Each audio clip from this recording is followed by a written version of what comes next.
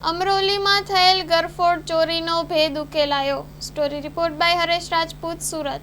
4 જૂનના રોજ અમરોલી છાપરાભાઠા વિસ્તારમાં દિવસના સમય દરમિયાન એક ઘરનું તાળું તોડી એમના ઘરમાંથી 4 તોલા જેટલું સોનું, જેમાં 2 તોલાની ચેન, 1 તોલાની વીંટી અને ચાંદીના વાસણોની ચોરી થયેલી હતી. આ ગરફોડના અનુસંધાને સુરત ક્રાઇમ બ્રાન્ચની ટીમના પોલીસ ઇન્સ્પેક્ટર એસ.એન. પરમાર, મહિડા વગેરે લોકો તપાસમાં હતા. દરમિયાનમાં એમને માહિતી મળી હતી કે મુકેશ ઉર્ફે લાલુ ગોવિંદભાઈ ધીરુભાઈ સરવૈયા, જે મૂળ સુરેન્દ્રનગરનો રહેવાસી છે, 2 વર્ષથી અહીંયા રહે છે, એ આ ગુનામાં સંડોવાયેલા છે. આ બાતમી આધારે રાંદેર કોઝવે પાસે, સિંગણપુર કોઝવે પાસે પોલીસની ટીમ એની વોચમાં હતી. તો એ પોલીસને જોઈ બાઇક મૂકી અને તાપી નદીમાં કૂદી ગયો હતો ગઈકાલે સાંજે બપોરે 3-1 વાગે.